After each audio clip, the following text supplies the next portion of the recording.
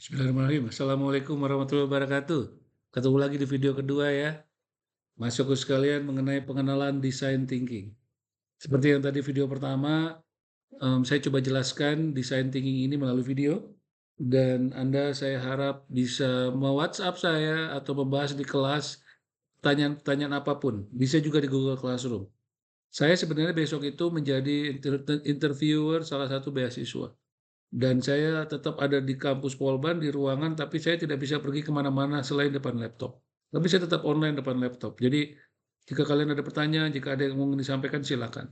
Sekali lagi tadinya saya meminta Rifki untuk mencarikan saya waktu di hari Senin, tapi ternyata libur. Jadi mohon maaf sekali.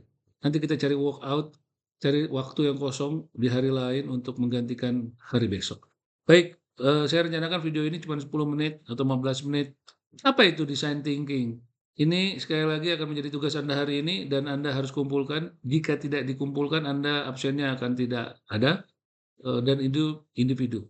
Ya, nanti untuk tanggal 3 Oktober, setelah nanti Anda bicara tentang analisis lingkungan dari, tugas Anda yang, pertama untuk presentasi dan ada feedback dari saya, baru itu nanti design thinking-nya dari individu atau kelompok.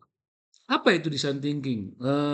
Oh iya, sebelum saya mulai, ada 2 sebenarnya materi. Yang ini pertama, mungkin nanti saya buatkan lagi satu video deh suplemennya, mungkin 5 menit saja. Atau mungkin kalau bisa sekarang, kalau memang nggak cukup, kalau memang bisa cukup 10 menit, nanti akan saya bahas juga suplemen yang juga bagus bahannya mengenai design thinking. Dan tolong Anda lihat semua videonya, tidak perlu seperti YouTuber yang subscribe dan like, no need. Tapi yang penting Anda lihat dan Anda bisa pakai untuk bahan tugas Anda hari ini. Oke, apa sih yang akan kita pelajari? Asal-usul dan perkembangan design thinking. Lalu yang kedua, perbedaan design thinking. Ada 3 sebenarnya, ada design thinking, ada critical thinking, ada creative thinking. Kita pernah coba ya, kalau nggak salah di kelas kita, six head level thinking atau belum, nanti kita coba. Dan ada beberapa metode-metode yang dipakai untuk membuat ada creative thinking atau critical thinking. Tapi kali ini kita mencoba design thinking. Dan nanti kita bahas atau Anda boleh bertanya kenapa perusahaan butuh design thinking untuk inovasi. Termasuk 5 area penggunaan design thinking dan cara memimpin tim menjalankan design thinking, termasuk keuntungan menggunakan design thinking dan kritik terhadap design thinking. Ini bisa dilihat nanti di Google Classroom, PowerPoint-nya, dan Anda bisa mendengarkan dari yang saya sampaikan. Asal-usul, ini nggak usah lama lah ya, Anda baca dari 1980 muncullah ide designerly ways of knowing how designers think dari Brian Lawson dan Nigel Coase. Istilah design thinking berasal dari akademisi, ya. Memang biasanya akademisi membuat itu baru muncul nanti dipakai. Yang bagus seperti itu, penelitian itu muncul dari akademisi, tapi fenomenanya biasanya fenomenanya diambil dari perusahaan. Ini Brian dan Nigel ini biasanya ngelihatnya dari fenomena dari luar. Bagaimana sih orang membuat design thinking, lalu dia membuat polanya, dan tahun 1990 dilanjutkan mulai digunakan oleh perusahaan. Nanti Anda baca saja awal 2000 dan 2010 sampai sekarang Stanford Business School menggunakan design thinking pada studi kasus-kasus yang dia pakai.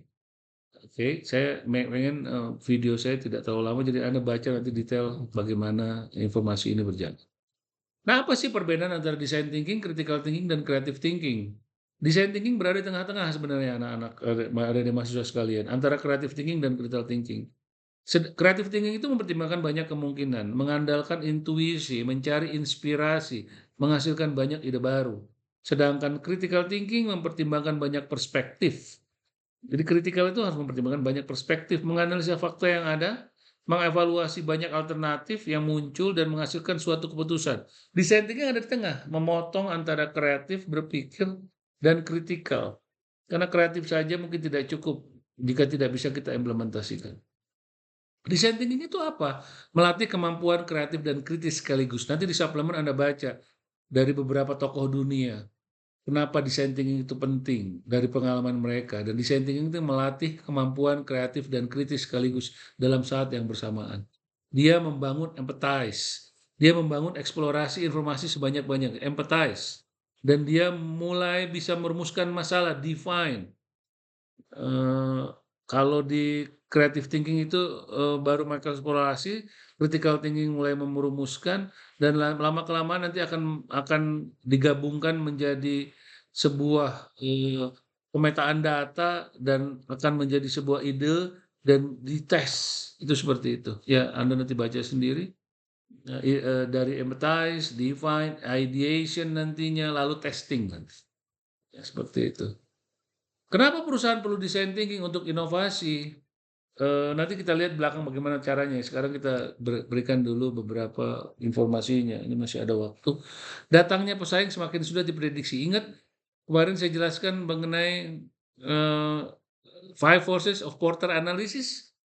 Kalau perusahaan kita adalah perusahaan yang entry barrier-nya rendah atau mudah dimasuki orang, penting banget. Karena pesaing semakin sulit diprediksi. Kalau memang entry barrier kita cukup tinggi, agak sulit masuk, bisa saja. Bisa aja tidak perlu, tapi bagus banget kalau kita perlu. Dua, perusahaan perlu terus berinovasi untuk mempertahankan keunggulan kompetitif yang dimiliki dengan cara menggunakan inovasi design thinking. Dan ketiga, di era digital, keunggulan kompetitif yang dimiliki perusahaan semakin pendek daya tahannya. Saat perusahaan memiliki informasi yang sukses di pasar dan memenangkan kompetisi di pasar, maka keunggulan kompetitif tidak akan bertahan lama sebelum inovasi tersebut diambil oleh kompetitor yang lain. Jadi design thinking ini adalah sebuah ongoing, berkelanjutan terus-menerus. Bentar, saya cek dulu rekaman saya, masih aman. Kenapa design thinking menjadi cara paling tepat? Design thinking menjadi nilai tambah, pendekatan inovasi yang human centric atau customer centric. Pendekatan di luar human centric. Kompetitor fokus, teknologi fokus. Kompetitor fokus apa artinya? Inovasi yang fokus pada pesaing, best practice pada industri atau tren di kalangan pesaing. Prioritas mereka adalah mengeluarkan inovasi secepat mungkin kalau kompetitor, sekecil apapun inovasinya.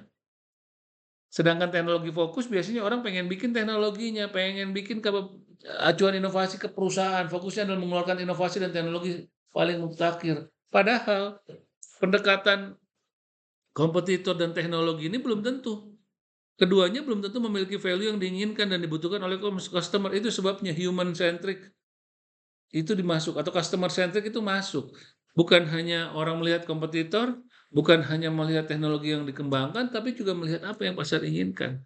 Justru kesempatan dari keinginan atau kebutuhan customer yang belum terpenuhi mungkin. Disinilah design thinking masuk menjadi cara yang paling tepat. Kenapa design thinking? Karena design thinking menggali, memahami keinginan kebutuhan customer yang bahkan belum disadari oleh customer. Luar biasa, seperti iceberg, gunung es. Design thinking fokus menggali keinginan dan kebutuhan customer yang belum diketahui. Yang di atas itu yang terlihat, di bawah yang lebih besar itu tidak kita ketahui. Apa sebenarnya? Fokusnya adalah investigasi mendalam terkait perilaku customer. Ini based on-nya. Seperti apa yang bisa mereka lakukan atau mereka keluhkan yang belum terpenuhi oleh pasar. Design thinker menyadari bahwa tidaklah memungkinkan bagi kita menghasilkan solusi yang tepat hanya dalam satu kali jalan. Design thinker mengembangkan solusinya dengan kreatif dan eksperimentatif. 5 area penggunaan design thinking, pengembangan produk baru, ya, menciptakan layanan baru, yang Anda nanti tolong baca, karena waktu saya juga udah agak mulai habis, ya, udah 5-6 menit, 7 menit. Kita perlu betul-betul memahami orang yang menjadi target customer kita. Yang kedua, menciptakan layanan baru. Bisa saja dari sini nih kelihatan bagaimana layanan-layanan bisa dibuat. Ketiga, merancang model bisnis baru. Keempat, desain inovasi organisasi. Kelima, membuat desain inovasi sosial. Cara memimpin tim menjalankan desain thinking ada beberapa. Tidak perlu kita yang selalu mengerjakan, tapi kita harus membuat orang empathize, kita harus berpikir lebih subjektif dan personal, ideation kita harus bersabar eksplorasi, dan testing itu kita harus terbiasa menghadapi kegagalan di iterasi-iterasi awal. Ya, ini beberapa cara ya, Anda boleh baca saja, mengajak aktif tim untuk mendiskusikan, terus membiasakan tim dengan ketidakjelasan, memberikan ruang untuk kegagalan. Beberapa keuntungan menggunakan design thinking yaitu perusahaan yang secara intensif menerapkan design thinking akan menghasilkan pertumbuhan tahunan yang tinggi hingga naik 10% dari penghasilan biasanya. Ya, dan dividennya akan lebih baik. Ya, McKinsey dan Company menyatakan orang-orang yang menggunakan design thinking itu lebih baik ya. Ya, aspek finansial sudah pasti ya, ini saya pikir aspek non finansial iya, dan contoh-contoh praktik design thinking yang melibatkan yang pada saat implementasi itu melibatkan customer, membaca sebaik-baiknya, menganalisis dari luar ke dalam, lalu meningkatkan keterbukaan untuk kolaborasi lintas fungsi dan diskusi terstruktur. Ada beberapa kritik terhadap design thinking yang dibahas ya. Proses design thinking dianggap terlalu terstruktur, dan, linear, tapi padahal bisa aja kita agak loncat, nanti kita bahas, nanti bisa Anda coba dulu, dan kurang mempertimbangkan jangka panjang dan perkembangan teknologi. Ini juga bagaimana kritik-kritiknya terhadap design thinking. Oke. Mari kita lanjut lagi dan, saya akan perlihatkan satu suplemen mengenai design thinking yang bagus kita pelajari. Terima kasih, saya tutup dulu kelasnya karena sudah hampir 10 menit, ya 9 menit. Nanti kita lanjutkan satu video lagi untuk memastikan bagaimana cara Anda mengerjakan design thinking. Wassalamualaikum warahmatullahi wabarakatuh.